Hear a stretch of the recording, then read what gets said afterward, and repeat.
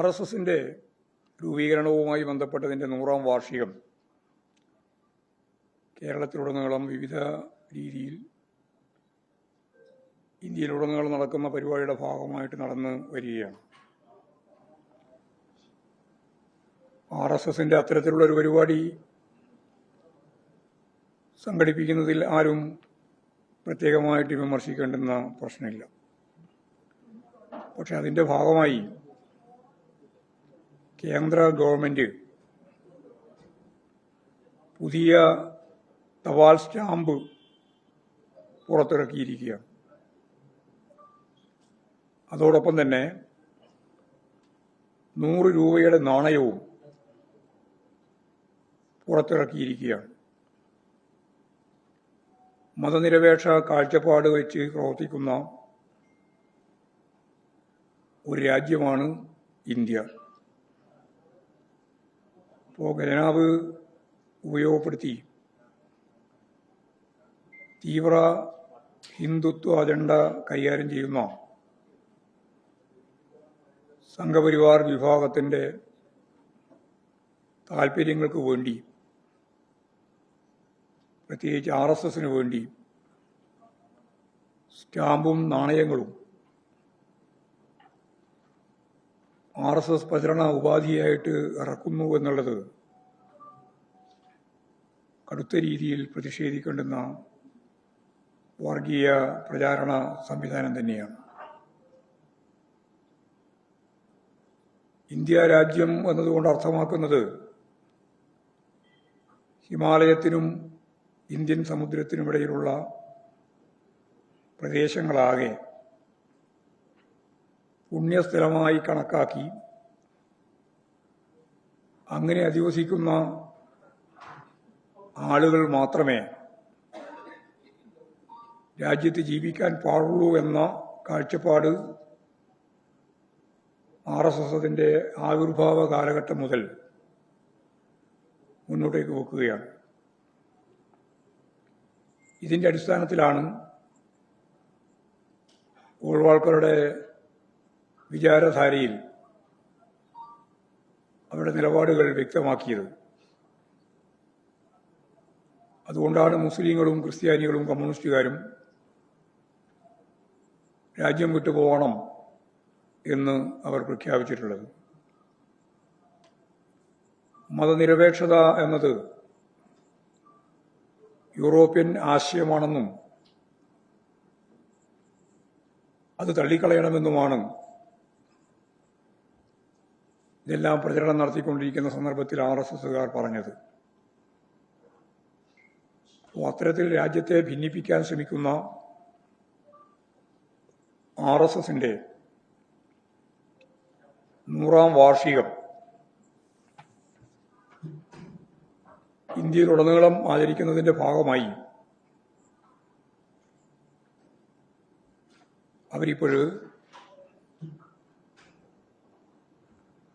പൊതുവായ താൽപ്പര്യങ്ങൾക്ക് ഘടകവിരുദ്ധമായി വർഗീയ താൽപ്പര്യം സംരക്ഷിക്കുന്ന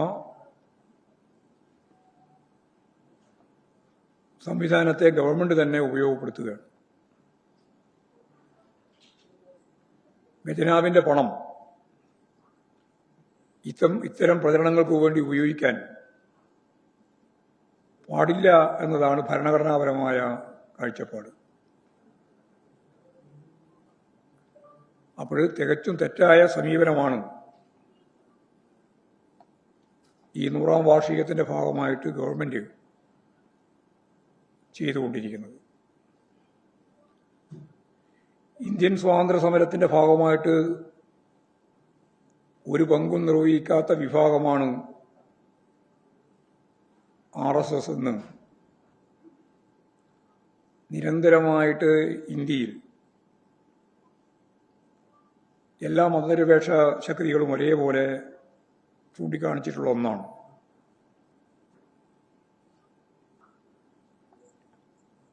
ഇത്തരം മുദ്രാവാക്യങ്ങളെ അല്ലെങ്കിൽ നിലപാടുകളെ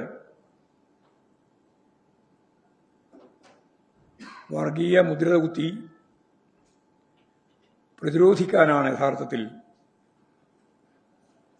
100 നോട്ടിൻ്റെയും 100 നാണയത്തിൻ്റെയും അതുപോലെ സ്റ്റാമ്പിൻ്റെയും ഭാഗമായിട്ട് അവർ ഉദ്ദേശിക്കുന്നു. RSS ഉയർത്തിപ്പിടിക്കുന്ന ഹിന്ദു രാഷ്ട്രീയം അല്ലെങ്കിൽ ഹിന്ദു രാഷ്ട്ര സംവിധാനം വർഗീയ പ്രതീകമായി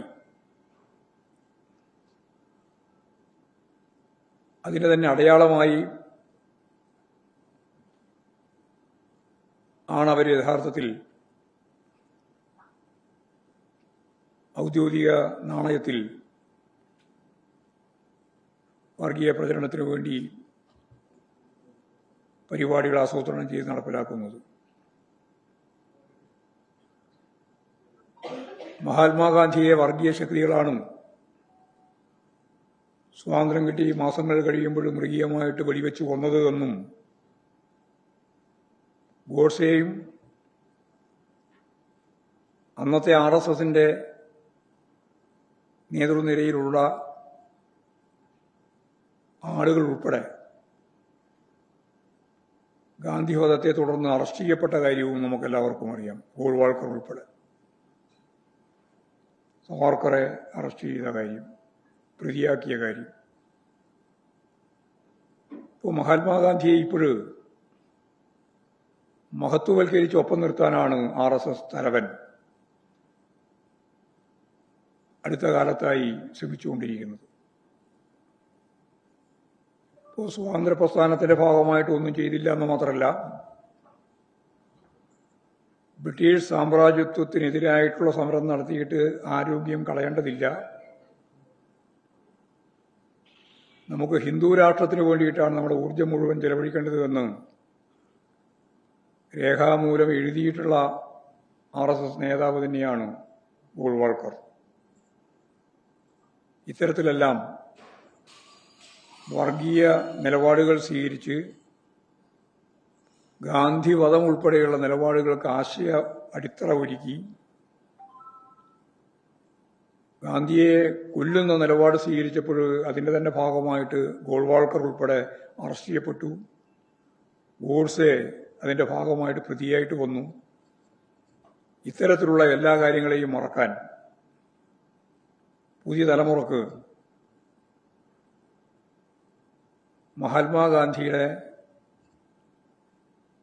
സംഭാവനകളെ പ്രത്യേകിച്ച് എടുത്തു പറഞ്ഞ് പ്രകീർത്തിക്കാൻ മോഹൻ ഭഗത് തയ്യാറാവുന്നു എന്നുള്ളത് ചരിത്രത്തിന്റെ വിരോധാഭാസമായ ഒരു ചിത്രമാണ്. ഇന്ത്യയെ വർഗീയ കലാപങ്ങളുടെ ഹീനമായ ഒരു നിലമാക്കി മാറ്റാനാണ് ഇക്കാലമത്രയും RSS സംഘടനാ പ്രവർത്തനം വ്യാപകമായിട്ട് സംഘടിപ്പിച്ചിട്ടുള്ളത്.